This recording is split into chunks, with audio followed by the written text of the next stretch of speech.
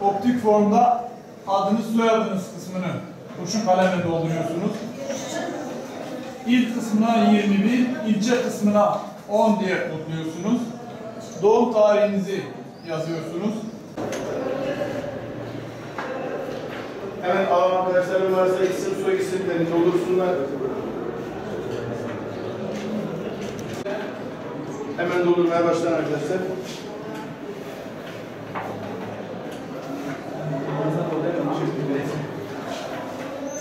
Gerekiyor.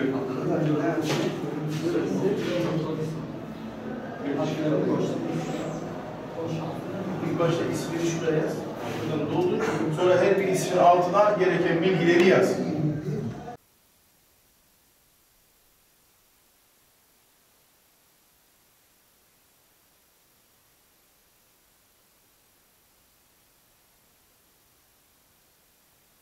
Adım Fatih Taş. Eğitim camiasında çalışıyoruz. Evet, tabii 1 Nisan ayını geride bıraktık. Peygamberimizi çok fazla bir atmosferle Allah'a şükür andık. Bunu bir de bir sınava dökelim dedik. Yani insanların, peygamber aşıklarının bu konuda peygamberimizin hayatını öğrendiği, anladığı bir çalışmayla bunu bir sınavla dedik ortaya çıkaralım. Kutlu Doğum Siyer Sınavı bunun için düzenlendi Peygamber sevdalıları tarafından. Bir de güzel bir ödülle sınava katılanlar tabii ki ödüllendirilecek. 50 kişiye umre ödülü veriliyor malumunuz olduğu üzere. Allah'a şükür insanların teveccühü fazla, sınıflarımız dolmuş, hatta beklentimizin üstünde insanlar gelip katılıyor.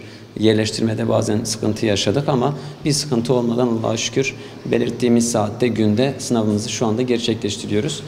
Gördüğünüz gibi sınıflarımızda bir sıkıntı olmadan insanlar sınavlara girmiş ve Peygamberimizin hayatından sorulan sorulara cevap verecekler. Sınav 2 saat sürecek.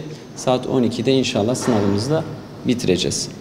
Belirttiğimiz okullarda, sınıflarda beklentimizin üstünde. Yani biz aslında sınıflarda teker teker oturtmayı düşünüyorduk sıralarda.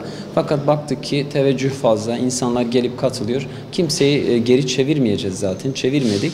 İnsanları her sırada ikişer kişi oturtarak sınavın tabii ki güvenliğini de sağladık bu noktada. Kitapçıklarımız farklı türlerden, AB türünden. Bir de zaten sınava katılanların hangi amaçla katıldığını da biliyoruz. Bu noktada herhangi bir güvenlik sorun da yaşanmayacak. Bu yüzden Allah'a şükür ediyoruz. Sınava teveccüh fazla. Sınıflarımız dolmuş. Hatta biraz vakit de geçmiş. Buna rağmen yine insanlar geliyor. Onları da yerleştirmeye çalışıyoruz. Malumunuz olduğu üzere daha önceden belirtilmişti. 15 yaş altı ve 15 yaş üstü kategorisi olarak ayrı kitaplar, siyer kitapları belirtilmişti. Bu kitaplar baz alınarak hazırlanmış sorular. Sorularımız toplam 100 soruydu ve 2 saat verdik soruların cevaplanması için. Yani belirtmiş olduğumuz kitaplardan 15 yaş altı için ayrı kitap, 15 yaş üstü için ayrı kitap şeklinde belirtilmişti. Bu kitapları çalışanlara müjde vermek istiyoruz gerçekten. Bu kitaplardan soruldu ve bunun sonucunda da inşallah 50 kişiyi umreye göndereceğiz. Biliyorsunuz Türkiye'de karma eğitim var. Bunun birçok sorunu var. Bugün takip ettiğimiz Avrupa devletleri belki takip etme ya da özendiğimiz Avrupalılar karma eğitim sisteminin yanlışlarını ortaya çıkarıyor ve bundan vazgeçme yollarını arıyor ama bizde karma eğitim sistemi var fakat bu sınavda biz erkekleri ayrı yerde, bayanları ayrı yerde hem o hassasiyetimize de dikkat ederek ayrı okullarda sınava aldık.